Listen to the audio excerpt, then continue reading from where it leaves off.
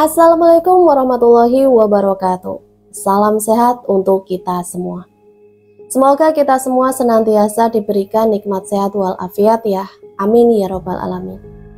Kesempatan kali ini Mimin akan membagikan satu cerita misteri. Arwah ronggeng. Seperti apa cerita selengkapnya? Mari kita mulai.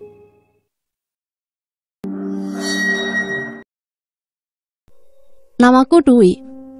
Aku adalah salah seorang penduduk di sebuah desa yang ada di Jawa Tengah. Sebut saja sebagai Desa K. Desaku dikenal sebagai desa angker. Ada beberapa titik yang menyimpan energi kuat dari alam gaib. Alam yang sejatinya sangat dekat dengan alam manusia, namun sangat sulit untuk dijangkau. Salah satu titik yang menyimpan energi negatif terletak di jembatan penghubung antara desa K dengan desa B. Jika hendak melewati jembatan tersebut, maka kendaraan wajib membunyikan klakson, entah di siang ataupun malam hari. Jika tidak, maka akan menjadi hal buruk yang menimpa pengendara tersebut. Entah akan jatuh tersungkur atau mengalami mati mesin di tengah jembatan.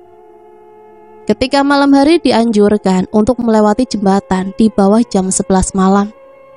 Sebab jika melebihi jam tersebut, maka makhluk tak kasat mata akan menampakkan dirinya tepat di pelupuk mata pengendara. Hal tersebut sudah berlangsung sejak zaman dahulu, tepatnya di tahun 1950-an, pasca penjajahan Belanda dan Jepang. Di bawah jembatan tersebut banyak sekali penunggu. Di antaranya ada hantu nenek-nenek, hantu perempuan dengan wajah yang begitu kacau, buto ijo, hantu anak-anak, bahkan ada hantu ronggeng yang bersemayam di bawah jembatan tersebut. Jembatan tersebut beriringan langsung dengan kuburan desa, dan di bawahnya mengalir sungai penghubung desa yang begitu deras.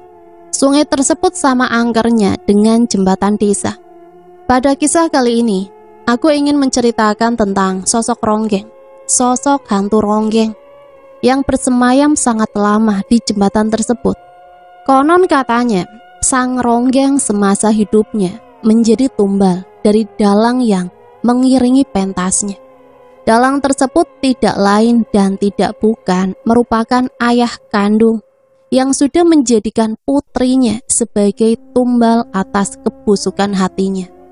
Ronggeng tersebut bernama Nyai Sari. Sebelumnya menjadi seorang ronggeng. Nyai Sari merupakan gadis desa biasa. Namun parasnya yang begitu cantik dan dia memiliki kepiawaian dalam menarik. Ia kerap kali menonton pagelaran ronggeng di desanya. Saat itu ayah Nyai Sari adalah dalang dari pagelaran ronggeng tersebut. Ayah Sari bernama Pangestu. Ialah dalang paling kondang dan paling berperan di desa K. Nyai Sari sangat bangga dengan ayahnya. Saat itu Nyai Sari hanya hidup berdua dengan ayah, sebab ibu kandung Nyai Sari sudah lama meninggal, tepatnya saat melahirkannya dulu. Semua orang sangat hormat dan tunduk dengan dalang Pangestu. Begitupun dengan ronggeng saat itu. Namun sangat disayangkan, dalang Pangestu kerap kali memanfaatkan penghormatan tersebut, penghormatan dari semua orang untuk hal-hal yang tidak semestinya. Ia bahkan tidak segan untuk meminta hasil panen dari warga untuk kepentingannya. Jika para warga tidak mematuhi apa yang diucapkannya, maka ia akan mengancam untuk tidak lagi menjadi dalang.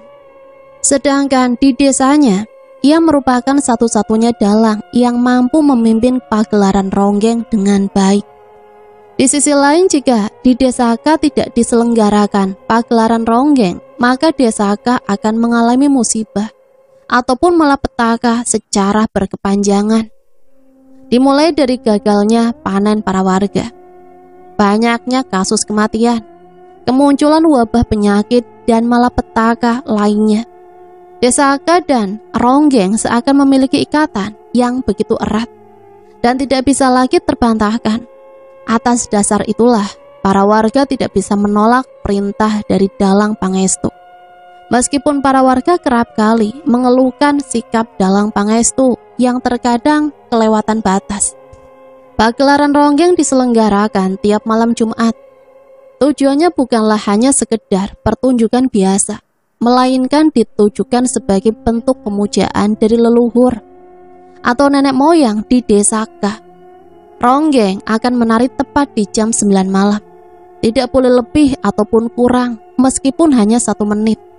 Sebelum ronggeng menari, akan ada beberapa ritual yang akan dijalani oleh penari, pengiring dan sinden yang akan dipandu oleh Dalang Pangestu. Ritual pertama yang akan dilakukan adalah ritual mandi kembang yang akan dijalankan oleh penari, yang kemudian sang penari atau ronggeng akan didandani oleh pria desa.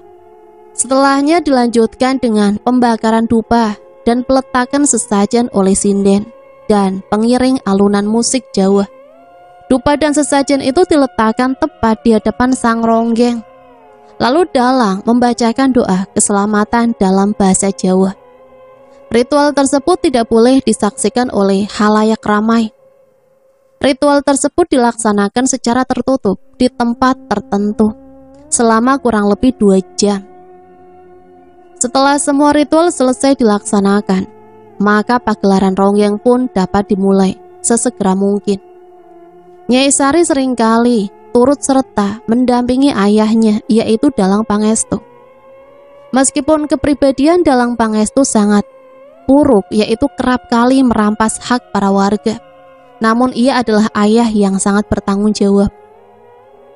Ia tak segan untuk membawa Nyai Sari kemanapun ia pentas. Bahkan Nyai Sari pun selalu turut serta dalam ritual sebelum pagelaran, meskipun Nyai Sari tidak turut serta dalam pagelaran ronggeng tersebut. Nyai Sari sudah ikut ayahnya sedari usianya masih belia, sehingga Nyai Sari sudah sangat paham dengan pagelaran ronggeng di desanya tersebut. Bahkan ia memiliki impian untuk menjadi ronggeng di kemudian hari. Meskipun syarat untuk menjadi ronggeng sangatlah tidak mudah, namun ia percaya bahwa ia akan menjadi ronggeng suatu saat nanti. Matahari perlahan menampakkan peraduannya saat ini. Terdengar suara burung gagak yang begitu kencang. Tanda akan ada petaka yang datang menghampiri desa Nyai Sari. Entah akan ada musibah atau bencana atau musibah kematian. Semua menjadi misteri. Suasana desa menjadi hening seketika. Tak ada satupun orang yang berani keluar. Konon katanya, jika burung gagak sedang bersuara kencang, maka para warga tidak diperbolehkan untuk keluar dari biliknya. Bahkan mereka diwajibkan untuk menutup rapat bilik masing-masing. Mereka akan diperbolehkan keluar jika suara burung gagak tersebut sudah menghilang. Para warga tak ada satupun yang menentang pantangan tersebut sedari dulu. Saat suara burung gagak sudah hilang, para warga pun berduyun-duyun keluar dari biliknya untuk memastikan bahwa tidak ada hal buruk yang menimpa desa. Namun naas, harapan tinggallah harapan. Terdengar teriakan kematian dari salah seorang warga. "Nyai Ronggeng mati!" teriak salah seorang warga dengan nada yang begitu gemetaran. Sontak seluruh warga panik akan hal tersebut. Semua orang berduyun-duyun pergi ke rumah Nyai Ronggeng untuk memastikan. Begitu juga dengan Dalang Pangestu dan Nyai Sari. Setibanya di rumah Ronggeng tersebut, semua orang dibuat kaget dengan penemuan mayat Nyai Ronggeng. Tubuhnya membiru, matanya melotot dan memerah, serta tidak ada satupun bekas luka di tubuhnya Nyai Ronggeng. Kematiannya penuh dengan misteri dan sangat sukar dimengerti. Para warga pun berbondong-bondong mengevakuasi jenazah Nyai Ronggeng, mengurusnya, dan kemudian menguburkannya di kuburan desa. Setelah selesai menguburkan jenazah tersebut, semua orang berkumpul di pendopo desa untuk merundingkan kematian Nyai Ronggeng yang terbilang mendadak. Banyak orang yang berasumsi tentang kematian Nyai Ronggeng. Ada yang berpendapat bahwa Nyai Ronggeng dimakan roh halus. Ada yang berkata bahwa Nyai Ronggeng dijadikan tumbal. Ada pula yang berkata bahwa Nyai Ronggeng tewas karena meminum racun. Semua hanyalah asumsi, sebab tidak ada satupun yang tahu pasti alasan Nyai Ronggeng meninggal.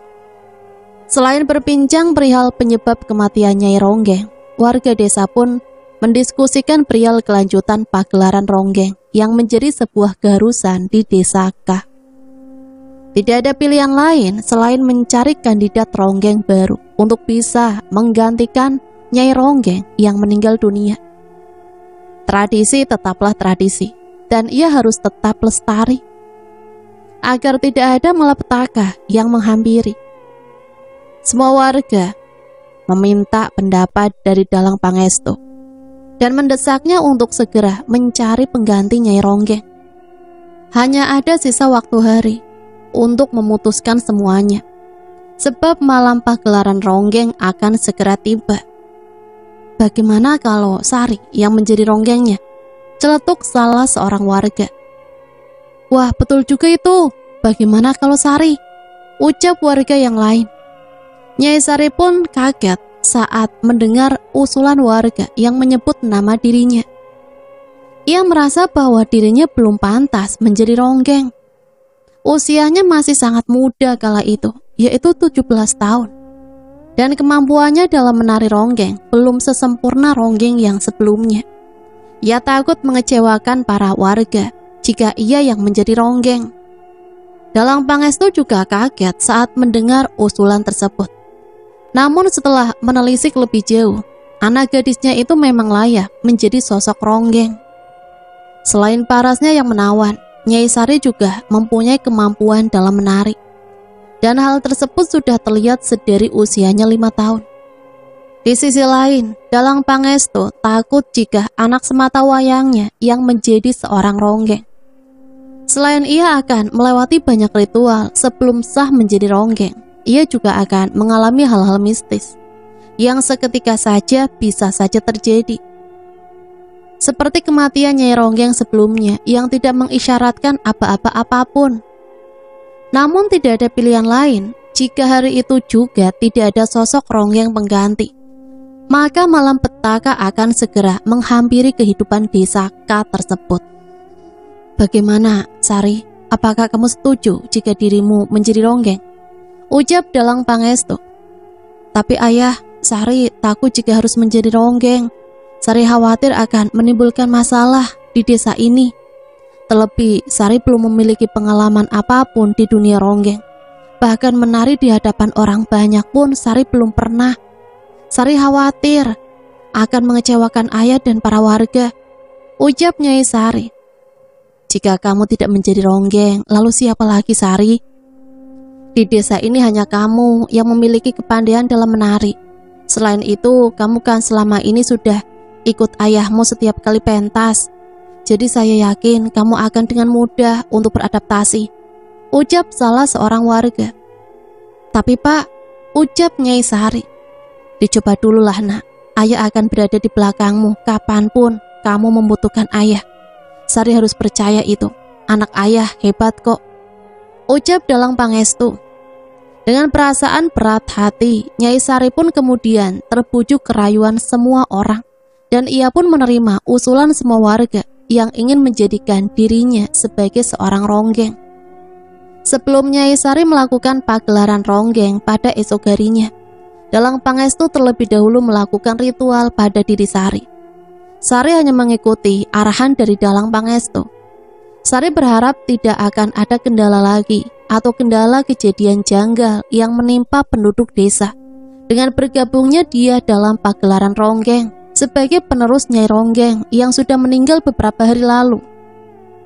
Nyai Sari pun secara resmi menjadi ronggeng desa. Namun ada beberapa ritual yang harus Nyai Sari lewati. Ritual pertamanya yaitu merendam seluruh badan di sumber mata air utama desa dengan dibalut wewangian bunga 7 rupa. Ritual tersebut disaksikan oleh seluruh warga desa dengan dipandu oleh Dalang Pangestu. Setelah ritual pertama selesai dilaksanakan, lalu dilanjutkan dengan ritual keduanya, yaitu kirab desa. Nyai Sari akan ditandu dengan tandu bambu yang akan dibawa oleh 4 pemuda desa. Tujuannya yaitu memperkenalkan ronggeng baru yang akan membawa nama desa dan melestarikan adat istiadat desa. Nyai Sari pun dengan senang hati mengikuti rangkaian ritual yang diwajibkan sebagai seorang ronggeng. Ritual ketiga yang harus dilalui oleh Nyai Sari yaitu pengikatan rahim. Seorang ronggeng tidak diperbolehkan melahirkan, sebab badannya akan berubah jika ia kemudian melahirkan seorang anak. Itu artinya seorang ronggeng juga tidak diperkenankan untuk menikah dengan seorang pria. Ritual ketiga ini membuat Nyai Sari bimbang. Dalam hati kecil Nyai Sari, ia sangat ingin di kemudian hari bisa menikah dan memiliki seorang anak. Namun hidup adalah sebuah pilihan. Demi menyelamatkan keberlangsungan kehidupan di desanya, Nyai Sari pun berkenan untuk mengorbankan keinginan di hati kecilnya tersebut. Ritual pengikatan rahim dilakukan secara tertutup oleh dukun kandungan desa. Setelah semua ritual selesai dilalui oleh Nyai Sari, kini ia pun bisa mulai berlatih menari dan kemudian menyelenggarakan pentas di desa. Kehadiran ronggeng muda menjadi daya tarik tersendiri bagi penduduk desa, terlebih bagi para kaum Adam. Selain ingin menyaksikan pertunjukan ronggeng, mereka pun ingin melihat paras cantiknya dari Nyai Sari. 2 hari berlatih menari, kini tiba waktunya Nyai Sari melaksanakan pentas di hadapan para warga. Malam itu Nyai Sari nampak begitu gugup. Ia dirias oleh perias desa hingga begitu cantik. Sebelum pagelaran dimulai, Nyai Sari pun mengikuti ritual rutin yang biasa dilakukan oleh kelompok pemetasan ronggeng, baik itu dalang, sinden maupun pengiring pentas. Nyai Sari tampil begitu sempurna hingga membuat semua orang yang melihatnya terpikat tanpa berkedip. Sorak-sorai semua warga pun mengiringi pementasan sedari awal hingga penutupan. Namun di tengah pentas, kejadian janggal pun terjadi. Tarian Nyai Sari yang semula halus mendadak menjadi lebih bertenaga dengan gerakan yang begitu cepat. Mata Sari perlahan mulai melotot, keringatnya pun mengucur begitu deras. Gerakannya semakin kencang dan kencang, sampai Nyai Sari pun tersungkur di atas lantai pementasan. Semua warga kaget melihat Nyai Sari terjatuh tak sadarkan diri. Dalang Pangestu yang tidak lain adalah ayahnya pun nampak begitu khawatir dengan anak semata wayangnya. Ia mencoba menyadarkan Nyai Sari, namun tak kunjung berhasil.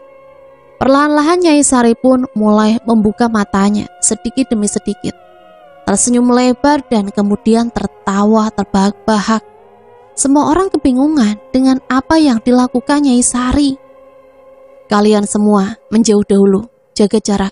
Saya akan mencoba menyadarkan Sari, sebab di dalam jiwa Sari masuk makhluk tak kasat mata yang ingin menghancurkan pementasan perdananya, ucap Dalang Pangestu. Selain pandai dalam urusan mendalang, ia juga memiliki kemampuan supranatural yang tidak dimiliki oleh kebanyakan orang, sehingga ia dengan mudah menyadari bahwa di dalam tubuh putrinya bersemayam makhluk halus yang ingin mengganggu.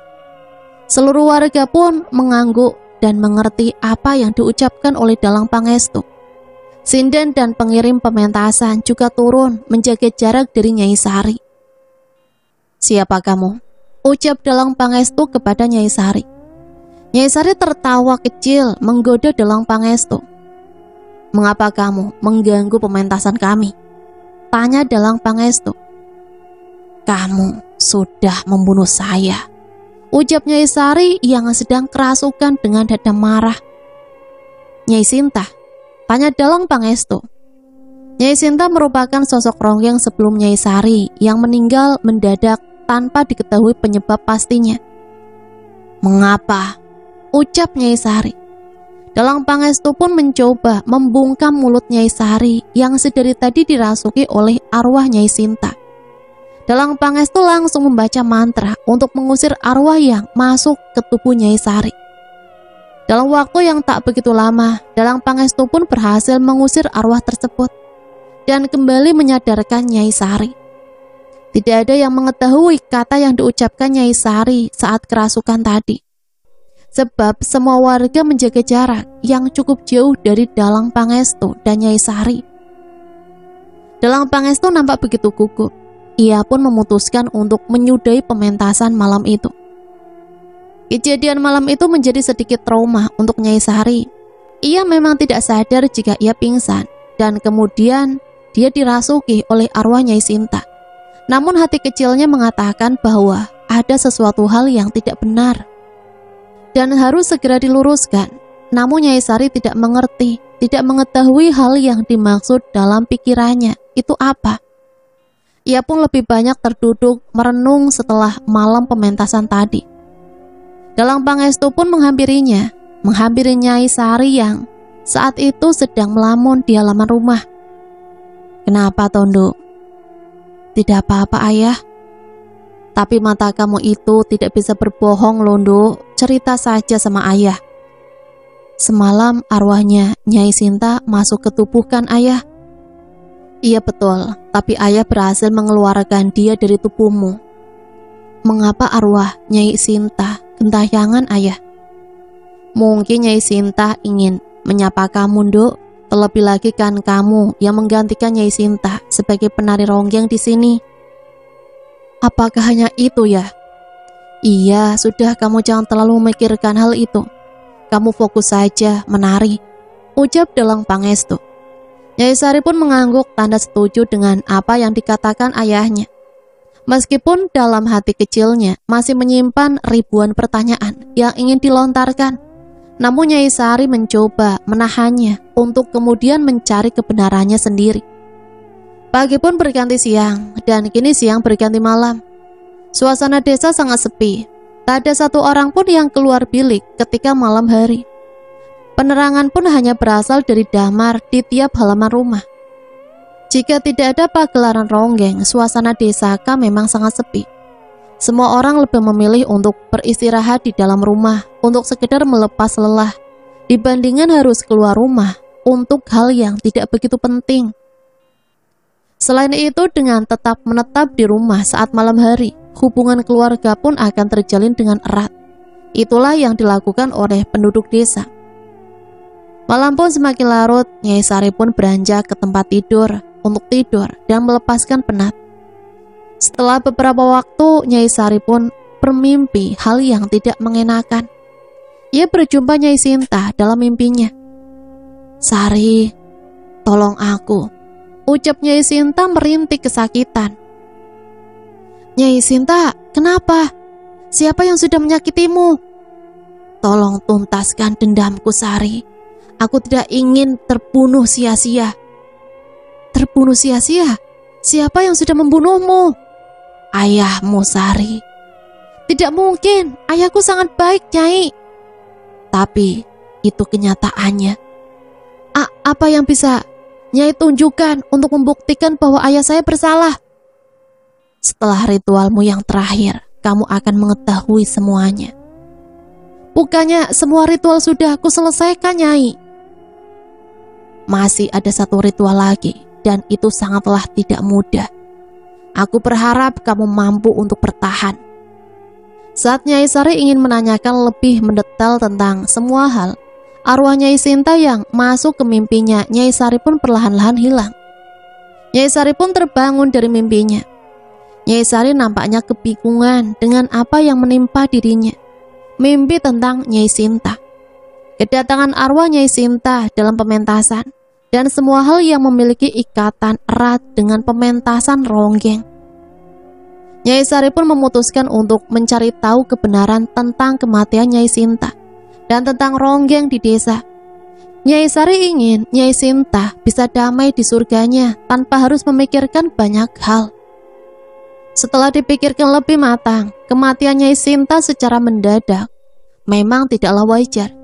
Banyak sekali hal yang harus diselidiki untuk menegakkan keadilan bagi Nyai Sinta. Banyak sekali hal yang Nyai Sinta korbankan demi menjadi penari ronggeng. Sehingga tak pantas Nyai Sinta menerima kehancuran yang dia tidak pernah perbuat sebelumnya. Nyai Sari bertekad untuk mencari tahu kebenaran tentang kematian Nyai Sinta seorang diri. Meskipun ia begitu akrab dengan ayahnya, yaitu Dalang Pangestu. Namun untuk hal ini, ia tidak melibatkan siapapun, terutama adalah Dalang Pangestu. Alasan utama Nyai Sari memilih untuk menelusuri seorang diri. Yang pertama karena arwah Nyai Sinta meminta Nyai Sari untuk bungkam. Kedua, karena ia tidak ingin dianggap tak waras karena mengetahui keberadaan arwah ataupun makhluk dari dunia lain. Penelusuran hari pertama pun dimulai. Berbekal mimpinya tentang kematian Nyai Sinta yang mengatakan bahwa kematiannya karena ulah Dalang Pangestu, Nyai Sari pun mulai mengamati gerak-geriknya ayahnya tersebut. Meskipun dalam hati kecilnya ia tak percaya jika ayahnya lah yang sudah membunuh Nyai Sinta. Pagi ini Nyai Sari bangun lebih awal, tidak seperti biasanya. Ia pun berjalan menuju kamar Dalang Pangestu. Namun dia tidak melihat ayahnya di kamar. Nyai Sari pun mulai mencari-cari keberadaan Dalang Pangestu. Ia curiga dengan salah satu ruangan yang tidak pernah dibuka sama sekali. Bahkan ayahnya itu melarang Nyai Sari untuk masuk ke ruangan tersebut. Ia pun mencoba mendekat ke ruangan tersebut, berjalan sangat pelan agar tidak diketahui oleh ayahnya. Dari balik daun pintu, Sari mendengar suara ayahnya di dalam ruangan itu. Ayahnya seolah-olah sedang berbicara dengan seseorang. Namun, Nyai Sari tidak tahu siapa orang yang ayahnya itu ajak bicara. Sedangkan di rumahnya hanya ada Nyai Sari dan ayahnya tersebut. Nyai Sari semakin curiga, ada hal yang tidak benar. "Saya sudah menyerahkannya, Nyai," ucap ayah dengan nada yang begitu lirih. "Serahkan kembali dia ketika usianya 25 tahun. Ucap lawan bicara ayah. Tapi saya tidak bisa, Nyai. Jika kamu tidak bisa menyerahkannya, maka nyawamulah yang akan menjadi gantinya," jawab sumber suara satunya. Nyai Sari semakin penasaran dengan apa yang dimaksud dengan ayahnya dan lawan bicaranya itu. Menyerahkan siapa? Nyawa siapa? Mengapa ayah tunduk padanya? Siapa dia? Banyak sekali pertanyaan di benaknya.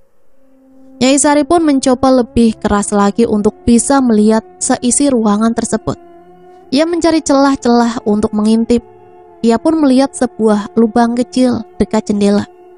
Nyai Sari pun memanfaatkannya untuk melihat isi dalam ruangan tersebut. Dengan hati-hati, ia mencoba mengintipnya. Nyai Sari begitu kaget ketika melihat ayahnya seorang diri di ruangan tersebut. Sedangkan jelas-jelas tadi ia mendengar ayahnya itu sedang berbicara dengan seseorang. Ia juga melihat isi ruangan ayahnya itu penuh dengan sesajian, aneka jenis keris, dan banyak sekali lukisan seorang ronggeng. Ruangan tersebut menggambarkan sosok ayah yang sedang mendalang. Tak lama setelahnya, Nyai Sari pun memutuskan untuk menyudahi pengintipannya hari itu. Ia tak ingin ayahnya mengetahui bahwa ia sedang berada di ruang terlarangnya tersebut dan mencoba mencari tahu tentang ayahnya. Fajar pun segera tiba. Nyai Sari pun bergegas kembali ke kamarnya. Ia merenungkan kejadian yang baru saja dilihatnya. Tak lama kemudian sosok arwah Nyai Sinta pun menghampiri Nyai Sari yang sedang melamun saat itu. Semenjak Nyai Sari dirasuki oleh Nyai Sinta, ia pun bisa menyadari keberadaan arwah dan bisa melihatnya. "Sari, tolong saya," ucap arwah Nyai Sinta. Nyai Sari langsung menyadari keberadaan Nyai Sinta. Ia pun tersadar dari lamunannya. "Saya sudah mulai membantu Nyai Sinta mendapatkan keadilan, namun saya ragu saya bisa, Nyai," ucap Nyai Sari dengan nada suara yang semakin lirih. "Saya akan membantumu," ucap Nyai Sinta. "Bagaimana caranya, Nyai?" "Kamu akan tahu dengan sendirinya, Sari." Nyai Sari pun menyetujui apa yang diucapkan oleh Nyai Sinta. Meskipun sebelumnya Nyai Sari tidak begitu mengenal Nyai Sinta, namun ia merasa bahwa ia dan Nyai Sinta memiliki ikatan batin yang tidak biasa. Nyai Sari tidak mengetahui alasannya apa. Besok semua akan nampak, ucap Nyai Sinta saat itu. Apa yang akan nampak? Semuanya. Nyai Sari pun tidak banyak bertanya dengan Nyai Sinta. Ia pun memutuskan untuk membuktikan omongan Nyai Sinta keesokan harinya. Nyai Sari berharap tidak ada hal buruk yang terjadi. Namun harapan tinggallah harapan. Manusia hanyalah bisa berusaha, namun Tuhanlah yang pantas merealisasikannya. Arwah Nyai Sinta pun mengajak Nyai Sari untuk pergi ke suatu tempat. Kala itu sinar pagi terpancar begitu nyata. Nyai Sari bertanya-tanya ke arah mana Nyai Sinta akan membawanya. Nyai Sari pun berjalan menyelusuri jalan desa, masuk ke daerah persawahan, dan terakhir masuk ke sebuah hutan. "Mengapa Nyai membawaku kemari, Nyai?" tanya Nyai Sari. "Lihat itu," ucap Nyai Sinta sembari menunjuk sebuah pohon beringin besar yang tumbuh lebat di halaman rumah. "Ada apa dengan pohon itu?" "Mendekatlah, kamu akan tahu semuanya." Nyai Sari kemudian mendekat dan memegang batang pohon di depannya. Arwah Nyai Sinta pun masuk ke tubuh Nyai Sari, dan disitulah Nyai Sinta menggambarkan kejadian yang sebenarnya kepada Nyai Sari. Nyai Sinta menceritakan bahwa seorang ronggeng akan mati ketika dirinya memasuki usia 25 tahun. Ronggeng sebelum Nyai Sinta pun tewas mengenaskan, sama seperti dirinya. Menurut kabar yang beredar, para ronggeng dijadikan tumbal pemujaan dari Dalang Pangestu. Namun banyak orang yang tidak setuju dengan pernyataan ini. 1 bulan sebelum Nyai Sinta tewas mengenaskan, ia mendapatkan masalah yang bertubi-tubi. Dimulai dengan masalah kesehatannya yang seketika saja menurun drastis, masalah keuangan yang mendadak seret, dan perihal kepercayaan dari tim pentas yang mendadak hilang tanpa sebab. Hingga suatu ketika Nyai Sinta merasa ada hal yang janggal dalam dirinya. Ia pun kemudian datang ke Dalang Pangestu untuk minta saran dan arahan. Dalang Pangestu saat itu sangat senang ketika Nyai Sinta datang kepadanya. "Dalang, saya merasakan hal janggal dalam hidup saya," ucap Nyai Sinta kala itu. "Apa kamu merasakan kurang enak badan? Merasakan masalah di keuanganmu? Atau mungkin kamu merasa bahwa kehadiranmu kurang dihargai oleh tim dalam pagelaran ronggeng?" Ucap Dalang Pangestu. "Betul, Dalang. Semua yang Dalang ucapkan sedang saya alami saat ini." "Baik, saya akan membantumu, Sinta." Dalang Pangestu pun mengajak Nyai Sinta ke sebuah tempat. Ternyata tempat itu adalah pohon beringin yang saat ini dijadikan sandaran bagi Nyai Sari. Dalang Pangestu bergegas untuk memberikan sebuah ramuan yang sudah disiapkan tanpa diketahui oleh Nyai Sinta. Tanpa perasaan curiga, Nyai Sinta pun meminum ramuan yang diberikan oleh Dalang Pangestu. Tak berselang lama Nyai Sinta pun tak sadarkan diri. Nyai Sinta tidak mengetahui bahwa kejadian itu merupakan akhir dari kehidupannya di dunia. Setelah ramuan yang diberikan Dalang Pangestu bekerja dengan baik, tubuh Nyai Sinta pun terjatuh dan terkapar di atas tanah. Dalang Pangestu kemudian mengambil darah dan rambut Nyai Sinta. Aku sendiri tidak tahu apa kepentingan Dalang Pangestu. Setelahnya ia menyeret badan Nyai Sinta agar tidak ada satupun yang mengetahuinya. Kala itu hari sangatlah gelap sehingga tidak ada satupun orang yang keluar dari biliknya masing-masing. Dalang Pangestu menyeret Nyai Sinta ke rumahnya. Ia membuat skenario untuk menggiring opini bahwa kematian Nyai Sinta bukan karenanya, melainkan karena penyakit jantung yang datang tiba-tiba dan menyerang. Nampaknya sandiwara itu pun berhasil. Semua warga percaya bahwa Nyai Sinta memang meninggal akibat serangan jantung yang datang mendadak. Nyai Sinta menggambarkan detail kejadiannya secara jelas kepada Nyai Sari. Ketika Nyai Sari nampak mengerti detail kejadiannya, arwah Sinta pun keluar dari raga Nyai Sari. Kini semuanya semakin jelas. Awalnya ada rasa kecewa dengan semua kejadian yang tidak menemukan titik keadilan. Namun nyatanya arwah Nyai Sinta telah memilih Nyai Sari untuk melanjutkan perjuangannya dalam mencari keadilan. Berbekal informasi yang sudah diperolehnya, kini Nyai Sari pun mencoba memberanikan diri bertemu dengan ayahnya, yaitu Dalang Pangestu. Nyai Sari berharap ayahnya tidak bungkam ketika Nyai Sari menyelidiki apa yang terjadi. Perlahan namun pasti, kini Nyai Sari pun mencoba mencari kebenaran dan keadilan. Ia menanyakan kepada ayahnya yang tidak lain adalah Dalang Pangestu. Apakah ayah yang sudah membunuh Nyai Sinta? Kata siapa? Saya sudah tahu semuanya, ayah. Arwah Nyai Sinta yang mendatangiku. Itu tidak benar. Mengapa ayah begitu tega? Mengapa ya? Dalang Pangestu semakin merasa dipojokkan oleh Nyai Sari. Ia pun memilih untuk meninggalkan Nyai Sari yang saat itu sedang berbicara terhadapnya. Dalang Pangestu terus saja berusaha menghindar. Dalang Pangestu pun pergi meninggalkan Nyai Sari tanpa berucap satu kata pun. Nyai Sari sangat sedih dengan sikap ayahnya tersebut. Karena secara tidak langsung Dalang Pangestu mengakui perbuatannya, meskipun tidak diucapkan secara langsung. Lalu apa alasannya yang membuat ayah melakukan ini? Sedangkan Nyai Sari sangat paham dengan kepribadian ayahnya tersebut. Meskipun ia terkesan congkak, namun ia tidak mungkin tega menghilangkan nyawa seseorang. Terlebih lagi menghilangkan karyawannya, nyawa Ronggeng yang menjadi bagian penting dari pementasan tersebut. Nyai Sari pun memutuskan untuk mengikuti arah kemana ayahnya tersebut pergi. Benar saja, ayahnya pergi ke sungai tempat di bawah jembatan desa. Ia nampak kebingungan. Ia berjalan ke sana kemari seolah-olah sedang ada beban di pundaknya. Tidak lama kemudian, aku melihat sesosok perempuan keluar dari sungai tersebut. Perempuan itu begitu cantik, pakaiannya persis seperti pakaian Ronggeng dengan rias di wajah cantiknya. Perempuan itu menghampiri Dalang Pangestu dan kemudian berbisik kepada ayah. Kamu tidak boleh mundur, Pangestu. Semua sudah terjadi, jadi kamu harus tetap menjalaninya sebaik mungkin. Jangan tunjukkan kepada semua orang tentang bagaimana proses pencapaianmu, tapi cukup beritahu mereka untuk tetap patuh. Saya ingin berhenti, Nyai. Berhenti sama dengan mati. Tak lama setelahnya, perempuan itu pun menghilang.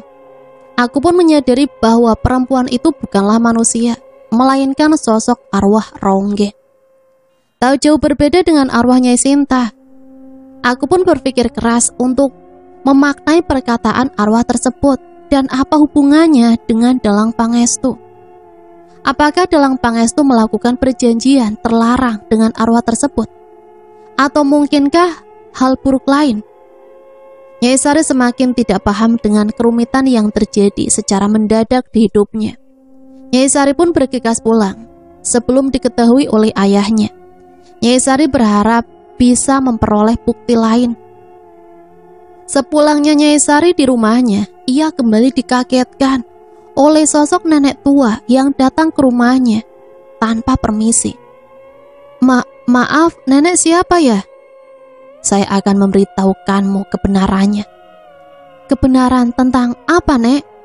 Ayahmu dan Ronggeng desa. Ia pun menceritakan awal mula Dalang Pangestu terikat janji dengan arwah para Ronggeng. Dalang Pangestu terikat janji dengan arwah Ronggeng pertama di desa K. Tujuannya yaitu Dalang Pangestu ingin namanya tetap lestari, semua orang tunduk padanya, dan ia bisa memiliki kekayaan yang luar biasa. Namun jelmaan arwah tersebut menginginkan seorang tumbal sebagai gantinya. Tumbal yang diinginkan pun bukan tumbal biasa. Ia menginginkan Dalang Pangestu memberikannya sosok Ronggeng. Namun batas usia yang diinginkannya yaitu 25 tahun. Memang terbilang tidak masuk akal, tetapi itulah kenyataan yang terjadi. Demi kekuasaan dan kekayaan, akhirnya Dalang Pangestu pun menyanggupi syarat yang diberikan oleh arwah tersebut. Ternyata perjanjian antara Dalang Pangestu dan arwah Gentayangan sudah terjadi sejak dulu.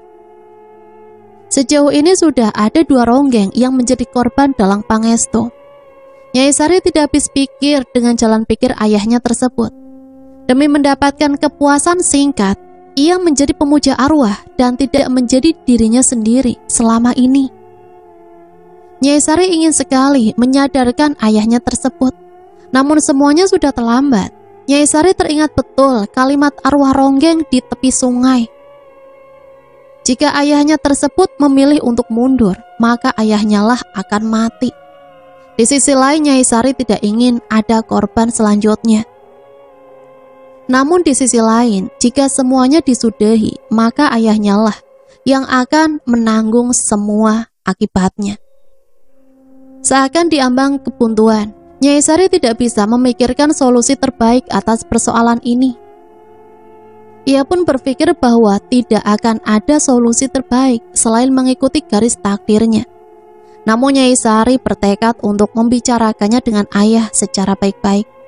Nyai Sari berharap tidak ada lagi korban berikutnya, meskipun kemungkinan itu sangat kecil. Nyai Sari pun berusaha menjalankan kehidupannya dengan biasa. Meskipun ia sendiri merasa khawatir jika di kemudian hari ayahnya tersebut benar-benar tega untuk membunuh Nyai Sari yang tidak lain adalah ronggeng baru di desa K.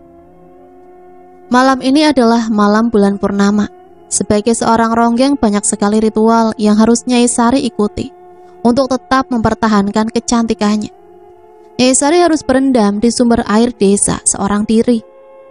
Sebenarnya setelah mengetahui kebenaran tentang adanya perjanjian ronggeng, Nyai Sari sudah tidak ingin lagi menjadi ronggeng. Ia ingin berhenti, namun tidak ada pilihan lain selain melanjutkan. Perihal ayahnya, Nyai Sari sajalah yang mengetahui kebenarannya. Saat Nyai Sari mulai memasukkan tubuhnya ke sumber mata air, ia merasakan ada sepasang mata yang sedang mengawasinya. Nyai Sari berusaha untuk tetap tenang, meskipun saat itu ia hanya seorang diri di sumber mata air tersebut. Perlahan namun pasti, sosok yang mengintainya itu pun muncul. Nampak kedua pemuda menghampiri Nyai Sari. Mereka pun merayu Nyai Sari. Nyai Sari nampaknya ketakutan dengan rayuan kedua pemuda tersebut. Ia ingin sekali berteriak, namun mulutnya seakan akan terkunci rapat. Kedua pemuda itu mendekat, semakin mendekati Nyai Sari. Mereka berdua nampak bukan penduduk asli desa, sehingga mereka tidak mengetahui bahwa perempuan yang sedang dirayunya adalah seorang ronggeng yang sangat dihormati di desa. Mereka berdua berniat jahat terhadap Nyai Sari. Ternyata sedari awal ketika Nyai Sari merendamkan badannya ke dalam sungai, mereka sudah mengamati dan menikmati lekuk tubuh Nyai Sari. Mereka pun memaksa Nyai Sari untuk melayaninya. "Cantik, layani aku dong." "Gak, kamu siapa?" "Kamu itu tidak perlu tahu siapa kami. Kamu hanya perlu melayani kami." Suasana di sekitar sungai sangat sepi. Nyai Sari mencoba berteriak, namun tak ada satupun orang yang mendengar teriakannya tersebut. Nyai Sari yang begitu lemah pun berhasil digapai oleh kedua pemuda tersebut. Mereka berdua memperkosa Nyai Sari dengan begitu brutal. Nyai Sari sangat ketakutan, namun tidak bisa melawan kuatnya tubuh kedua pemuda. Secara bergantian, kedua pemuda tersebut kemudian menikmati tubuh Nyai Sari yang masih begitu suci. Nyai Sari hanya bisa menangis dan menangis. Ia pun tak mampu berbuat apapun. Malam purnama menjadi malam yang begitu kelam bagi Nyai Sari. Bahkan ia tidak mampu mengampuni dirinya sendiri. Jika ia memiliki kekuatan lebih, tentu kejadian ini tak akan menimpa dirinya. Namun nasi sudah terlanjur menjadi bubur. Nyai Sari sudah menjadi korban pemerkosaan dan ia tak mampu mengembalikan kesuciannya. Setelah berhasil menaklukkan Nyai Sari dan menyetubuhinya, kedua pemuda tersebut pun bergegas untuk pergi meninggalkan Nyai Sari yang sedang tergeletak lemas. Mereka berdua tidak mempedulikan kondisi Nyai Sari. Nyai Sari menangis begitu histeris. Ia tak percaya dengan apa yang menimpa dirinya barusan. Tangisannya begitu kencang, meskipun tubuhnya begitu lemas. Hingga akhirnya dia pun pingsan, tak sadarkan diri. Keesokan harinya, ia menjumpai tubuhnya sudah berada di bilik kamar rumahnya. Nyai Sari semakin bingung siapa yang sudah menggendong dirinya dari sungai menuju rumah. Siapa yang sudah sangat baik menyelamatkan Nyai Sari. Pikir Nyai Sari kala itu, ternyata ayahnya lah yang sudah menemukannya tergeletak di atas tanah pinggir sungai dan kemudian membawanya pulang untuk kembali ke rumah. Tanpa Nyai Sari menjelaskan kronologi ataupun peristiwa yang menimpa dirinya, Dalang Pangestu sudah terlebih dahulu tahu. Dalang Pangestu pun nampak begitu marah. Ia bertekad untuk menemukan kedua pemuda itu. Di sisi lain, Nyai Sari masih sangat trauma dengan kejadian yang menimpa dirinya. Ia menjadi takut jika bertemu dengan sosok lelaki, terlebih jika harus memulai pertemuan dengan seorang pria. Semenjak itu, kepribadian Nyai Sari berubah 180 derajat. Keceriaannya hilang, kepercayaan dirinya pun hilang. Bahkan ia enggan untuk menari di hadapan orang banyak, meskipun dirinya adalah seorang ronggeng. Kejadian itu benar-benar membekas, membuat luka dalam kehidupannya Sari. Pekan depan adalah jadwal untuk pementasan ronggeng.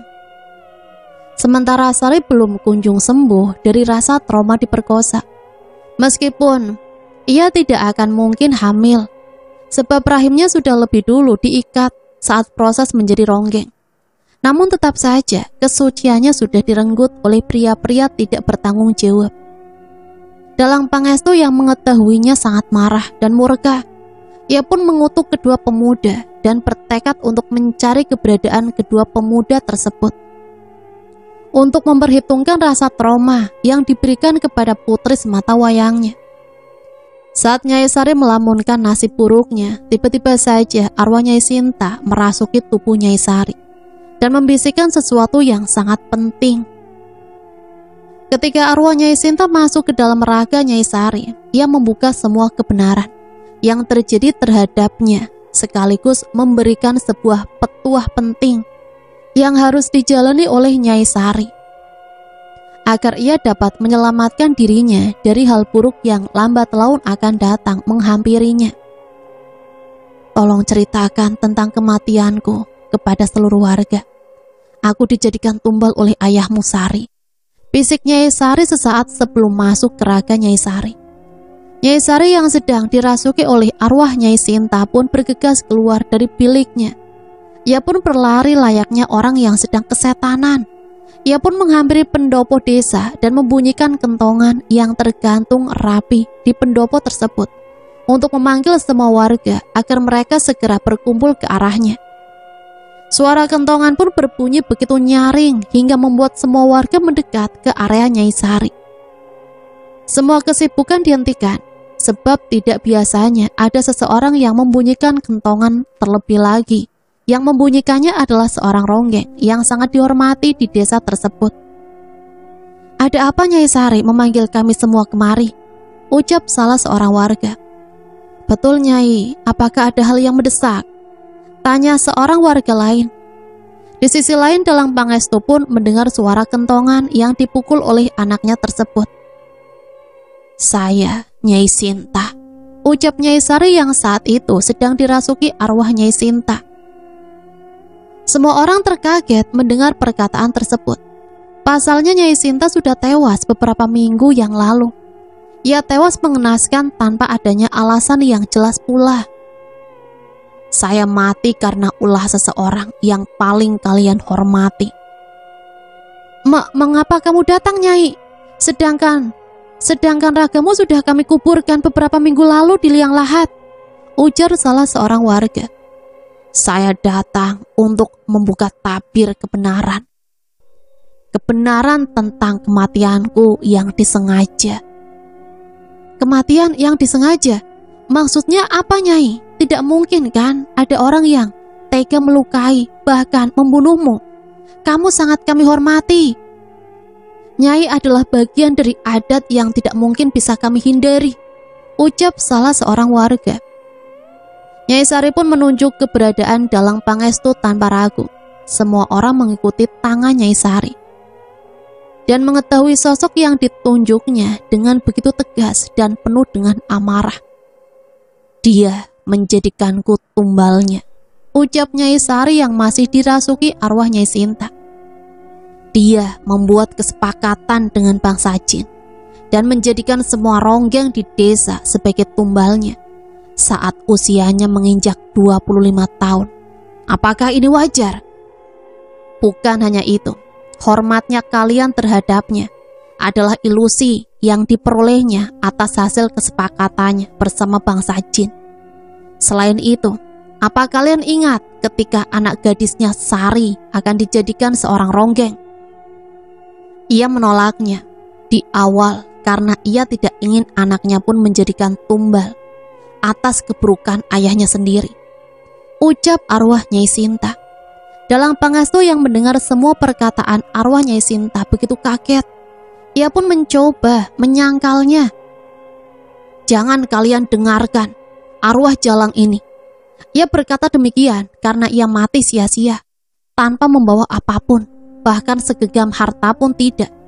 Ia tewas mengenaskan akibat serangan jantung, bukan karena tumbal seperti yang dimaksud.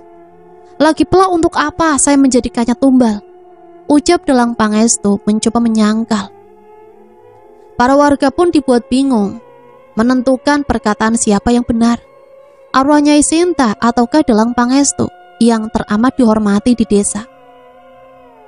Apakah Nyai Sinta atau Dalang Pangestu dapat memberikan bukti atas ucapannya masing-masing? Kami tidak ingin mengambil langkah yang salah dengan memihak orang yang tidak semestinya, ucap para warga. Kalian masih butuh bukti setelah menyaksikan saya terbujur kaku di lantai. Padahal kalian tahu saya tidak pernah sekalipun menderita sakit, lebih-lebih sakit jantung. Lalu apa kalian tetap percaya semua perkataan Dalang Pangestu setelah dia bertindak semena-mena terhadap kalian, mengambil paksa hasil panen kalian, membentak dan memarahi kalian, haus penghormatan, dan selalu merasa dirinya adalah orang yang paling penting dan berpengaruh di desa ini, ucapan arwah Sinta. Semua warga pun mulai percaya dengan ucapan arwah Nyai Sinta yang mulai masuk akal. Selama ini Dalang Pangestu menjadi sosok yang mengerikan, selalu merampas hasil panen, haus penghormatan, dan hal buruk lainnya. Sehingga tidak mustahil jika dia pun melakukan hal keji dengan membuat kesepakatan terhadap dirinya dan bangsa jin.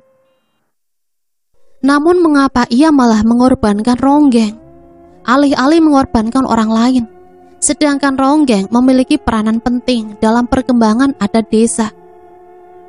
Dan jika Dalang Pangestu menghilangkan ronggengnya sendiri, itu artinya ia juga mematikan pementasannya sendiri. Banyak hal aneh yang dianggap kurang masuk akal, namun terjadi begitu saja. Dalang Pangestu pun mulai gelisah dan mencoba untuk menghindari dari kerumunan warga di desa. Ia memutuskan untuk pergi tanpa pembelaan lebih lanjut dari dirinya.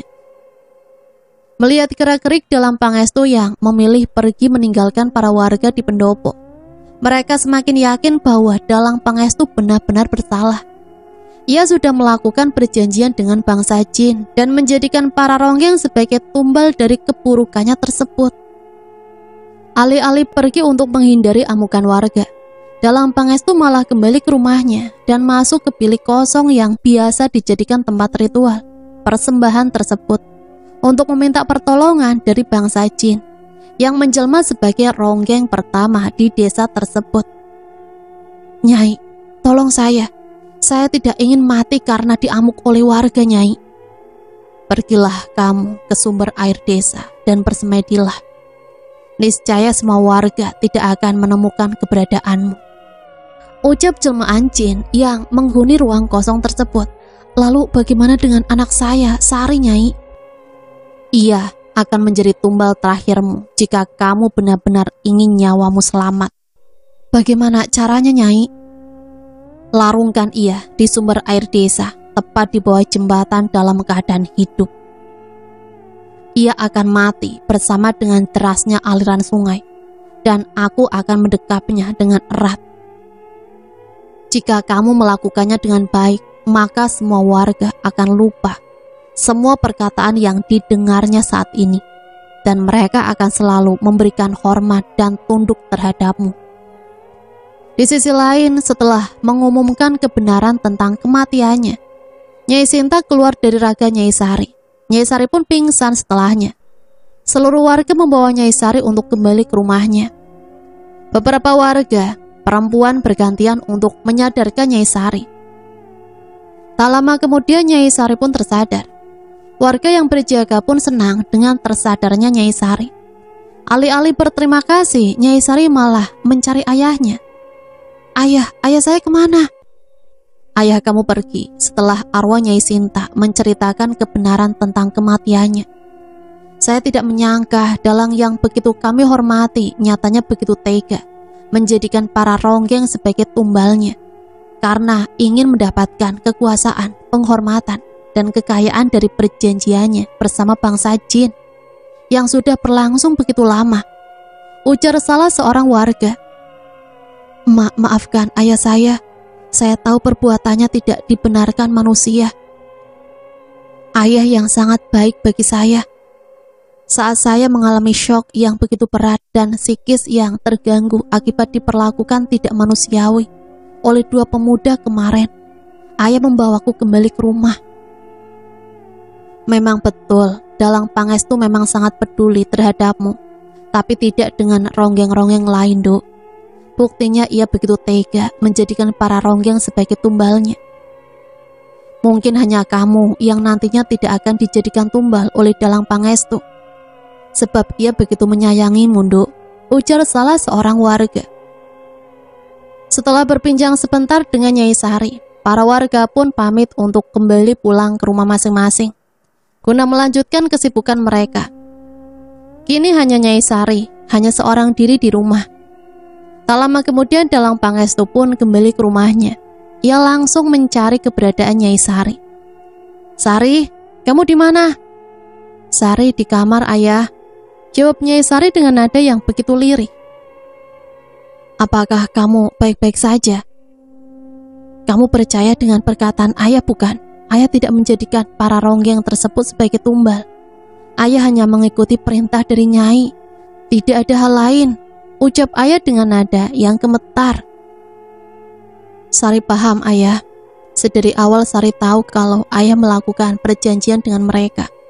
Sari pun tahu ayah banyak menjadikan para ronggeng sebagai tumbal ayah. Meskipun demikian, Sari tetap menghormati ayah. Ayah sangat baik terhadap Sari, dan ayah adalah orang tua hebat bagi Sari. Terima kasih Sari, kamu sudah sangat percaya dengan ayah. Sari, ayah ingin berhenti menjalin kesepakatan dengan mereka. Maukah Sari membantu ayah? Apa yang bisa Sari bantu, ayah? Temani ayah pergi ke sumber mata air desa, tempatnya di bawah jembatan. Ayah akan melakukan ritual di sana untuk membebaskan diri ayah dari cengkraman mereka, Sari. Baiklah ya, Sari akan menemani ayah. Dalang Pangestu dan Nyai Sari pun bergegas untuk pergi ke sumber mata air di desa. Sesampainya di sana, Dalang Pangestu membunuh Sari dengan sebuah pisau tajam yang ia tancapkan tepat di jantungnya Nyai Sari. Nyai Sari tidak sadar jika ia akan dibunuh oleh ayahnya sendiri. Dalang Pangestu menusukkan pisau tersebut melalui punggung Nyai Sari saat Nyai Sari sedang berjalan ke arah sumber mata air. Nyai Sari tewas seketika, jasadnya pun ditarik oleh Dalang Pangestu menuju sungai, tepat di bawah jembatan, dan kemudian dilarungkan. Tak lama kemudian jasad Nyai Sari tenggelam dan sudah didekap erat oleh jelmaan ronggeng penunggu sungai. Dalang Pangestu menangis begitu keras sesaat setelah menewaskan putri semata wayangnya. Ia seakan tak sadar bahwa ia baru saja menghilangkan nyawa seseorang yang paling berharga dalam hidupnya, hanya karena rasa takut. Akibat sifat tamaknya, ia menumbalkan putrinya yang baru saja menjadi seorang ronggeng. Terlebih lagi, putrinya tersebut baru saja mengalami hal yang begitu buruk ketika kesuciannya direnggut oleh dua pemuda kecil. Dan kini nyawanya pun direnggut oleh ayahnya sendiri. Kini, arwah Ronggeng Nyai Sari bersemayam di sungai tepat di bawah jembatan desa. Ia kerap menangis ketika malam hari dan beberapa kali menampakkan diri kepada para pengendara yang lewat. Arwah Ronggeng dan kehidupan pilunya kini didekap erat dalam dunia lain yang tak mungkin lagi kembali ke dunia nyata. Nah, itulah sepenggal cerita yang bisa Mimin bagikan. Semoga cerita ini bisa menemani hari-hari teman-teman semua ya. Dan sampai di sini Mimin pamit undur diri. Mohon maaf apabila banyak salah kata. Sampai berjumpa kembali di cerita-cerita selanjutnya. Matur suwun. Wassalamualaikum warahmatullahi